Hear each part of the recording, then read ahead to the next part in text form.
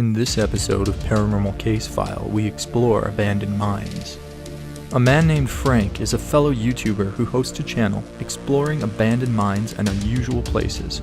You can see the link to his channel in the description below this video. Frank sparked major attention from paranormal enthusiasts as well as dozens of news agencies and online bloggers since he posted several strange videos from his expeditions in 2013, 14, and again in 2016. The first two clips I'm about to show you are from two separate visits to the same site located in the United States, Nevada. Have a look for yourself before I comment. Green mine. I believe this was an older mine that once they dug the upper tunnels, this got incorporated into the same claim or whatever.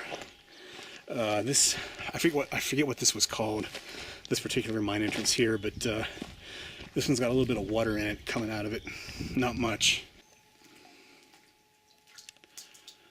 This is one of the creepiest mine tunnels I've ever been in, just because of how dilapidated it is and all these chains hanging down from the overhead, and there's a shot looking down the tunnel even further, but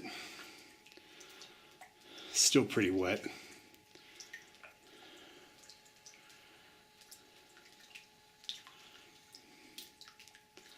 And taking a look around here back at the entrance, which is there. Okay, here's a shot looking back towards the entrance. I'm a little bit further in, and looking down the tunnel here.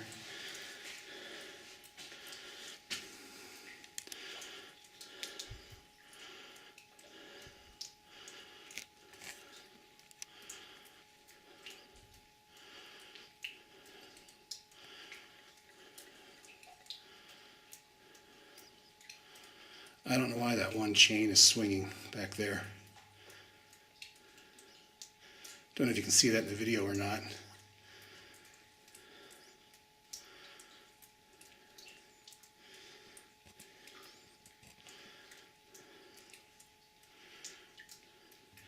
Yeah, this mine definitely has a very spooky vibe to it.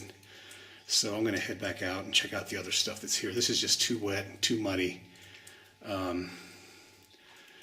And obviously something is making the chains swing. So time to get the hell out of here.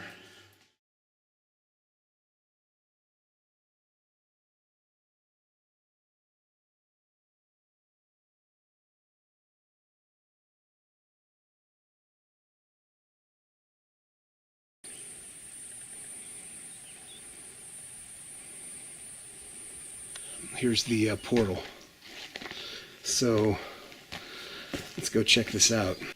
Okay, just a few feet farther inside the portal, you can see the yellow ventilation tubing that's still suspended from the overhead.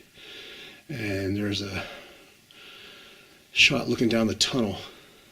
Very dark, foreboding tunnel, that's for sure. Okay, I'm further in than I was a year ago. Okay, the tunnel continues forward there, and I've reached the first little alcove here off to the left, right here, a little dugout area. And there's the portal and all those chains. Okay, here's a final parting shot of the end of the Horton Tunnel, and there's the ore pass with all the cascading water, and what the fuck is that?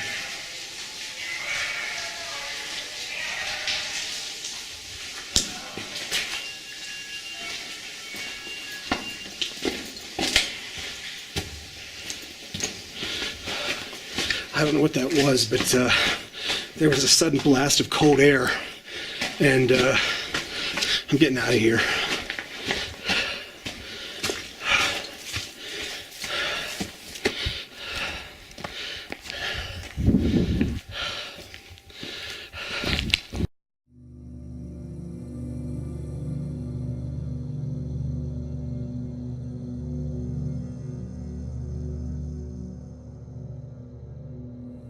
On the first video, you can clearly see in the first take the chains in the back of the mine were still, As Frank pans back toward the entrance and then turns to face inside the mine again, the chain in the distance is now swinging wildly.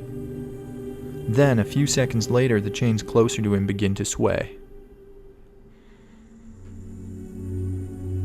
The second video, even stranger, you can make out clear yet muffled voices and strange sounding equipment, which some have claimed to be old French horns used in the mining operations of the day. As a paranormal researcher and a reputable medium myself, if some of you have seen my other videos from my television and radio appearances, I can tell you that these phenomena Frank experiences are absolutely consistent with genuine spirit activity. What's more interesting is that out of the dozens of videos on Frank's YouTube channel, these are the only ones with paranormal activity in them, which many have pointed out makes them all that much more legitimate.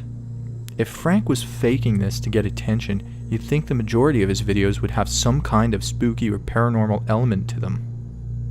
And now, for one more video from Frank. This last video clip is from Frank's expedition to the Waldeck mine. I can make out the sound "Get out" echoing from this paranormal voice. Have a listen for yourself. I feel a little bit of airflow here, so there might be an opening up here to the outside.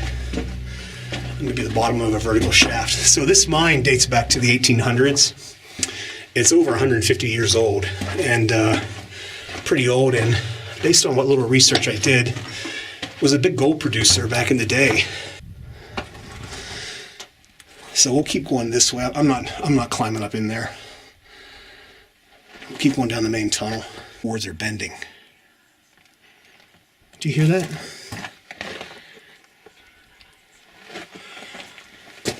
Sounds like what is that, wind? I don't know if you can hear that on the camera.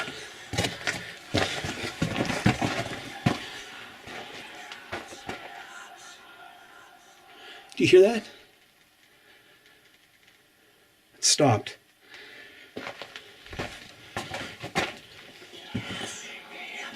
Well, I don't know what that is. That doesn't sound like wind, but that's crazy. Don't know if that's a bird or I don't know what that is. It almost sounds like snakes, but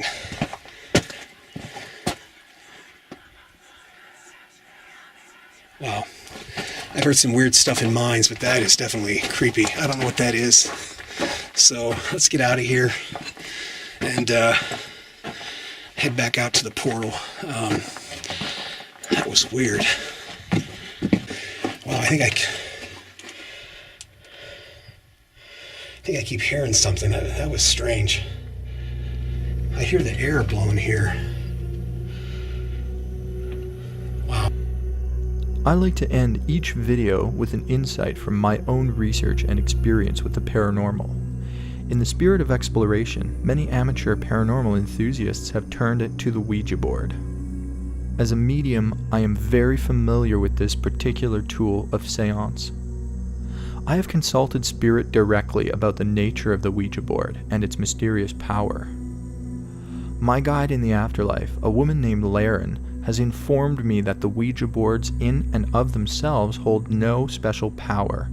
Rather, they symbolize communication with spirit in such a vastly known way in our culture that it's as if everyone has a subconscious awareness of what the Ouija symbolizes.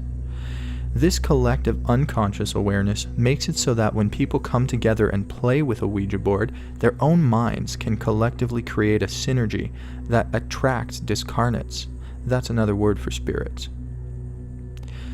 It is highly recommended that inexperienced and untrained people do not use Ouija boards.